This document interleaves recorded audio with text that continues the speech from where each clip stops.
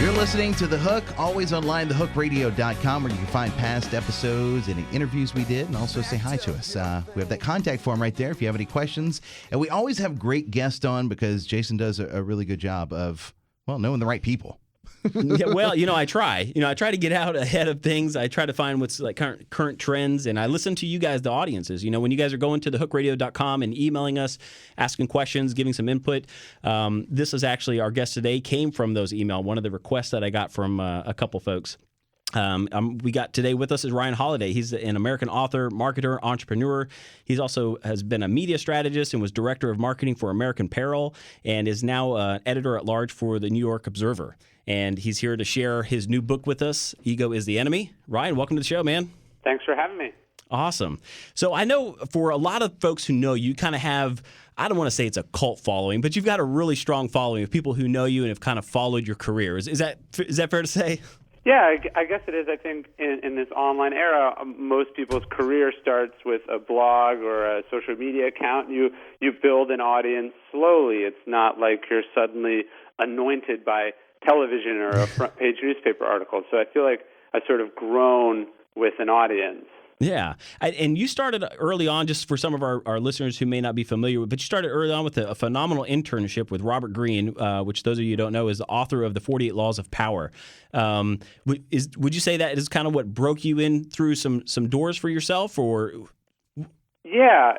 So someone like Robert is, a master of his craft, and I think one of the fastest ways to supercharge your career is to find someone who's really good at what they do and to sort of attach yourself to them and learn everything that you can from them. Because not only are you going to learn skills and a way of thinking and a way of doing things, but you're going to meet other interesting people and eventually opportunities are going to come from that. And that's definitely what happened for me. Absolutely.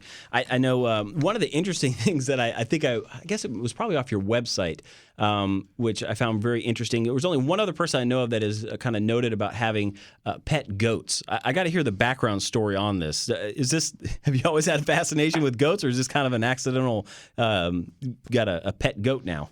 It's not like some weird thing like I'm fascinated with goats. I mean, I live in Texas, and you can do whatever you want in Texas, and we got a pet goat on Craigslist one day.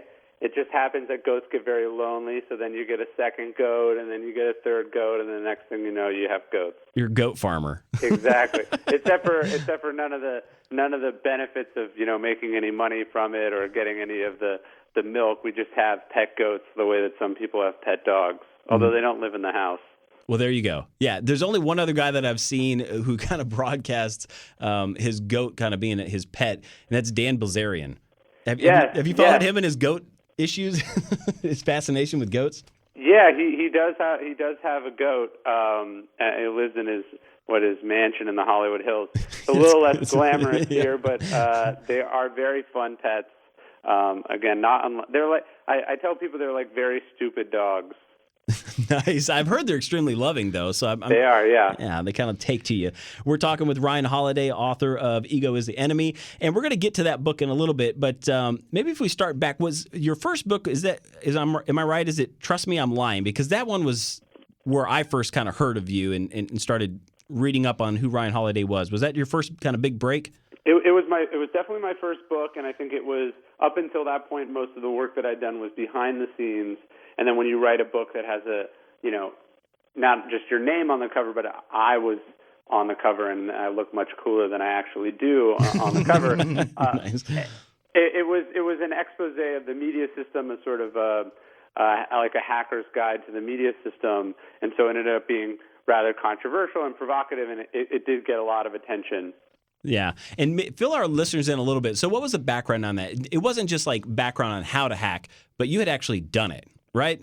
Yeah, I've worked for a number of controversial clients. I was the director of marketing in American Apparel. You mentioned Dan Bilzerian. I worked for sort of the first Dan Bilzerian of the Internet, which was a guy named Tucker Max, who's also a Texan. I've worked with authors and brands and businesses that sort of create very polarized reactions from people, and our marketing was designed to exploit that. And so I wanted to show the average reader not just how this was done in case they wanted to do it, but also so you could really get a sense of of how the stories that you read in the news are created. And hopefully that would change some of your media consumption habits, because the things that we tend to get so outraged about, we never stop and think like, hey, who's benefiting from this outrage? Right, yeah. And I guess from that, you inserted yourself into the media in certain ways, and then were able to kind of reverse engineer and document that out and how it's actually done and what it's all about. Yeah, I mean, one of the things I did for the book as sort of a joke is that I pretended to be an expert about anything and everything that the media would quote me on. Yeah. And I was in the New York Times as an expert about vinyl records, and I was, on 2020 as a germaphobe, and I was in some Canadian newspaper for boat winterization. A bunch of things that I know nothing about, but I was sort of showing how the media doesn't fact check the way that we think it does, and the way that they really just they have sort of a story that they want to tell, and they go and find facts and figures and experts that can conform to that, and that when you realize how easily this can be done, it sort of changes your relationship with the news that you read. Yeah, man, absolutely. So, I find it interesting with all the different things that you have done and you are still doing. How do you define yourself as a professional? Is it kind of like a marketer first? Is it an author first? Is it an influencer? Where do you put yourself? I don't really think about anything first. As a writer, I like to write about anything and everything that interests me, that I think would be of value to the audience. As an entrepreneur and a business person, I'm looking for where there's opportunities. So as a marketer and now as a consultant and a strategist for brands, I'm trying to take my skills, which is sort of understanding how messaging gets out in the world, how media works, how branding is done, and I'm working with clients as they come to me. But I don't see that in my writing career as necessarily being one is a priority over the other, or that one conflicts with the other. So sort of a little bit of everything. It keeps life interesting. Yeah, absolutely. We're talking with Ryan Holiday, author of Ego is the Enemy, and we're getting to the book. I know everyone's like, I don't want to start emailing in here in a second asking why I'm not getting to the book, but there's just a lot of great stuff here. I'm curious. So did you know early on when you started first interviewing with Robert Greene that you were going to go this route, or was it more of kind of an accidental professional journey that you kind of stumbled into? Probably a little bit of both. Okay. I think I always wanted to be a writer. Not always. I wanted to be a writer, but I wasn't, honestly, I had no idea how it even worked. I didn't know any writers, and I didn't know how books were made. And how do you actually get paid for doing that? Yeah, right. It's sort of like, oh, that's a job. And so working with Robert, I sort of learned how publishing worked, and eventually, with Trust Me, I'm Lying, that was my first book, but then it was like, okay, now that this book has worked, I can write about whatever I want now. Yeah. And that's where the obstacles away came from. One of the questions I get a lot from folks is kind of like the engineering of marketing, or the engineering of writing a book. And I'm curious your take. So would you say that writing a book really is kind of finding a topic and then kind of listening to your heart and your expertise, or is there a real model for success when it comes to kind of outlining and preparing that pitch to the publication or to the publisher? A lot of authors make the mistake of just sort of, hey, I had this idea for a book, and I'm just going to go make it, and then then after I've made it, then they start to go, and what do I do next? Right. And in reality, the best books are sort of developed not with the marketing in mind, but the author is interacting with an audience. They understand who the potential market is for this thing. They've built a platform for themselves in advance, for nonfiction anyway, although I think it's true for fiction.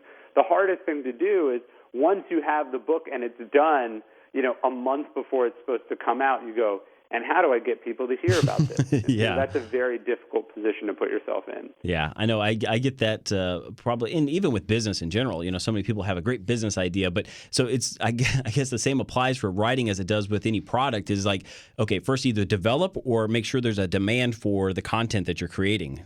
Would you say that's fair? Absolutely. What they say with books is like, who's buying the first 1,000 copies of this thing? If you have a good answer to that, then you know that it's not going to fail completely. It might not be the biggest success in the world, but at least it's going to have been worth the time that you put into it. And so I think if you can have that audience and you can think about it through the creative process, you're much more likely to be successful than if you're writing for yourself. Absolutely. And I encourage you guys, if you're listening to the show, you can go to thehookradio.com and connect with me, and I'll shoot you out links to Ryan's book. It's just a totally different type of writing style than I think I typically run across, especially like business books, or I don't know, I wouldn't want to call them self-help. I guess that's a good question. So what kind of category do you feel your writings fall into for your books? Because I kind of take them as business because I'm a business-minded guy, but I have a feeling they fall into a lot of different categories for different people depending on where they're coming from at their point in life. That's an interesting question. I don't know. For the purposes of a bestseller list, you want to be on the business list because that's where it sort of really matters. But from a reading perspective, it's like I like that my books are read by people in the sports world as much as they're read by people in marketing, as much as they're read by people who are just reading because they like good stories. Yeah. But I think ultimately, if you're writing a book that provides value to people, it doesn't matter so much what category you're in. I guess I would say nonfiction or personal development is probably where I fit the best. Although some of my books are straight marketing and they belong in the business section. When we come back from our break, we're going to talk with Ryan Holiday about his latest book, Ego is the Enemy. Ryan, you got a few seconds? Can you hang out for a minute with us? Okay. That's a tough one because I have a big ego, so. Well, we're going to dig into that, Josh. We're going to psychoanalyze you as soon as we get back from break. All right. Up next, more of The Hook. Sailors sail, cowboys ride, lovers love when they get the chance.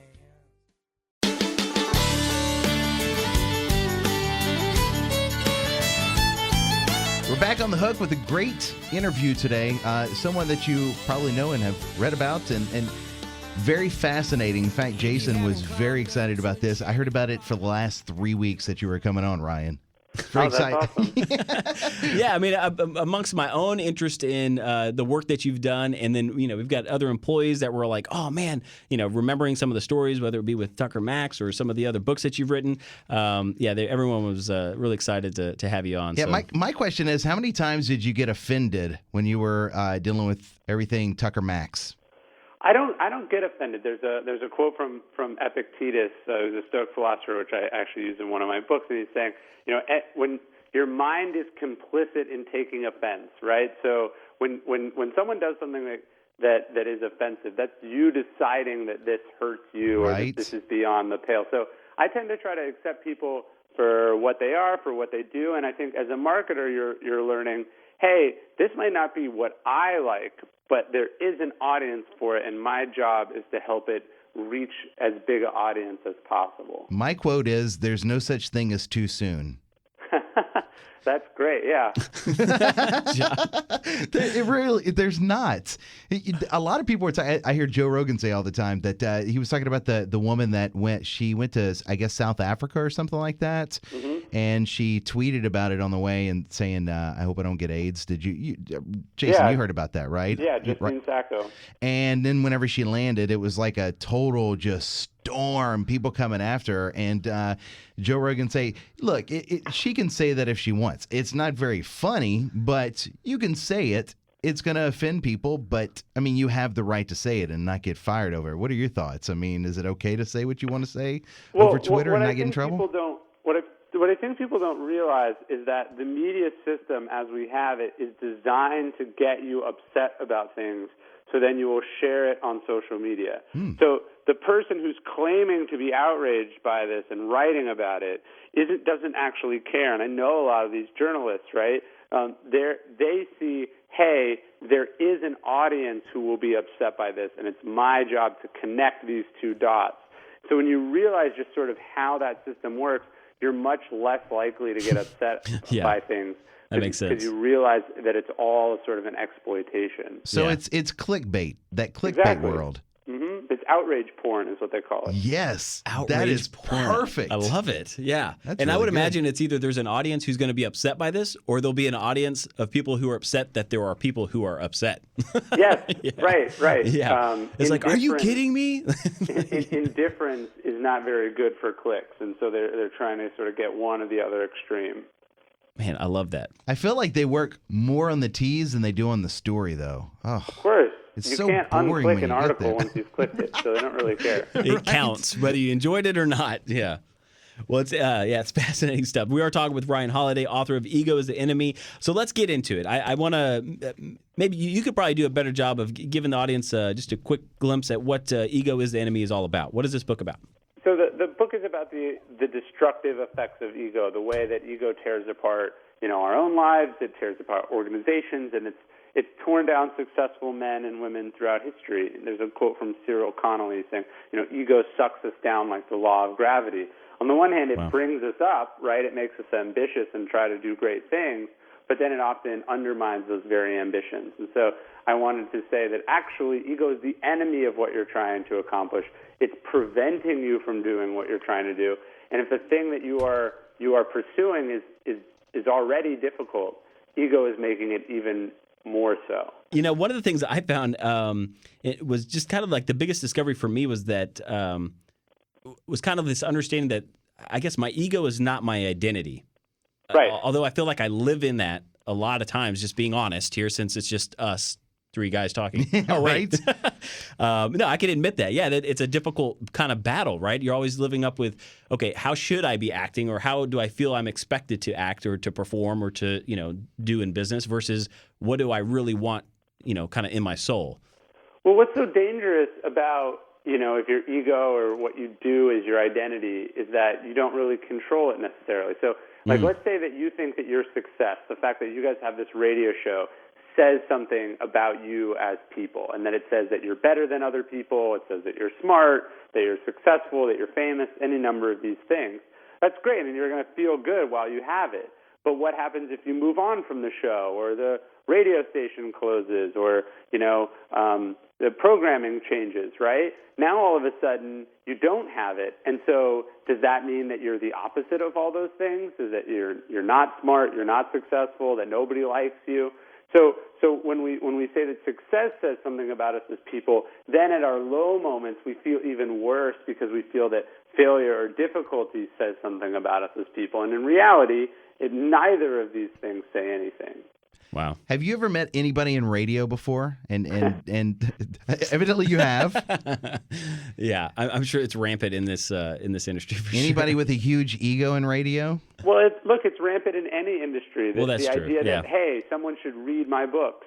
There's a certain amount of ego there. The idea that says, hey, I'm the best boxer that ever lived, or I'm the fastest runner that ever lived.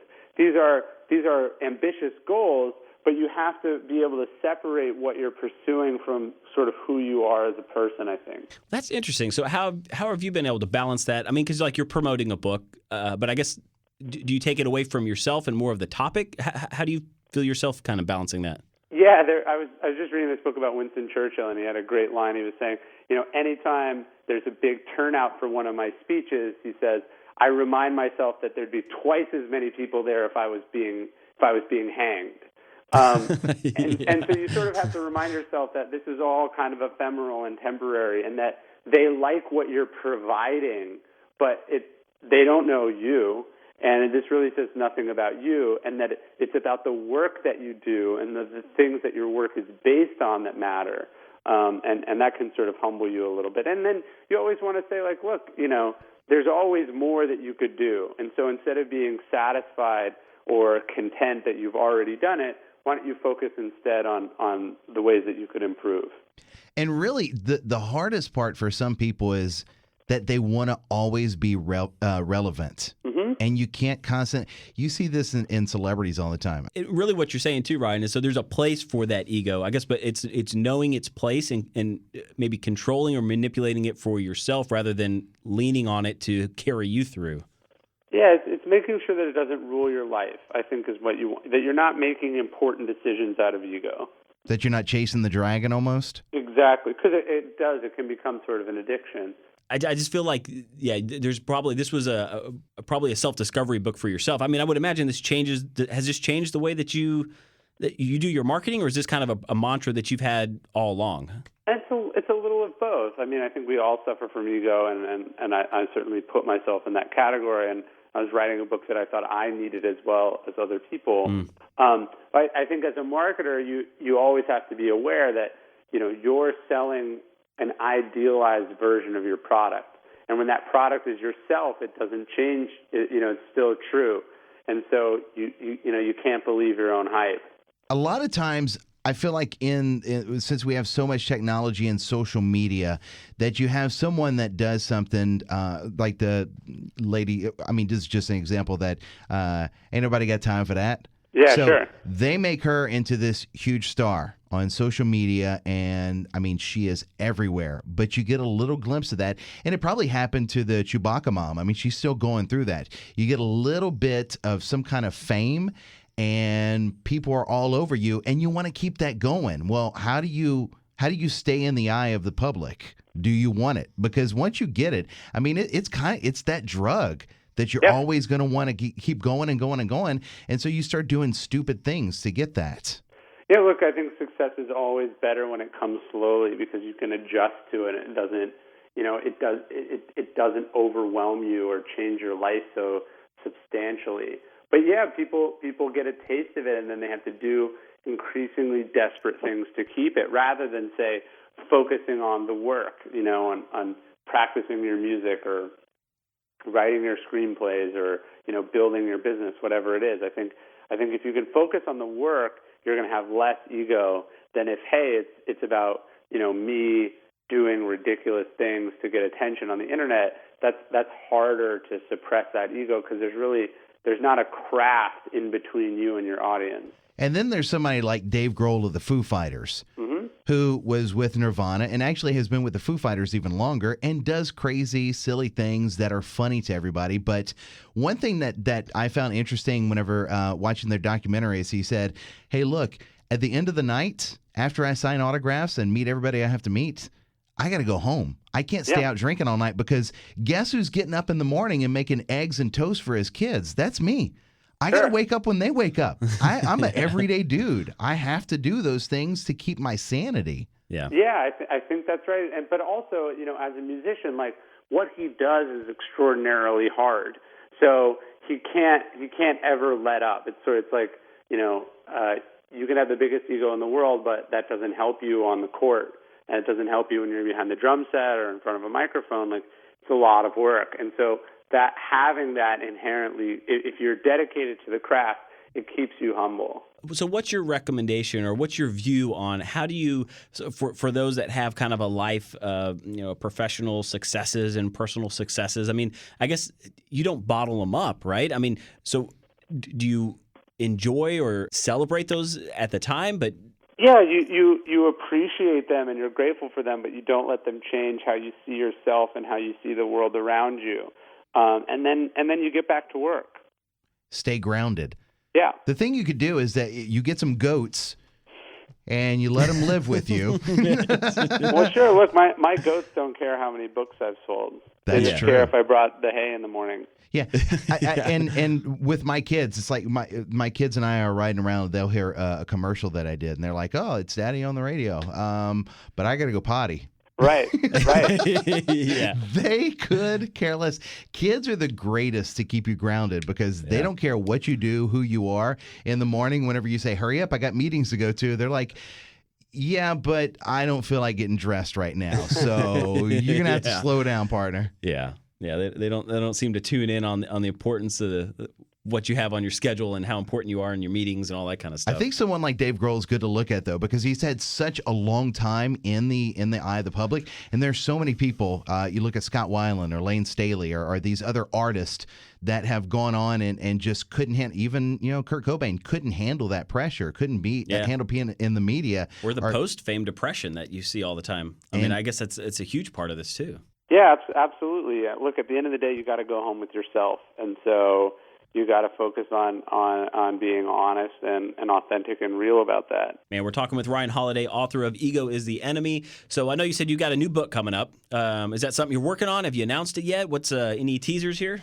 I haven't announced it yet, but I'm doing a book on that'll be a sort of a continuation of Stoicism, which is one of the themes I talk about in my book, and it's a book you read one page a day.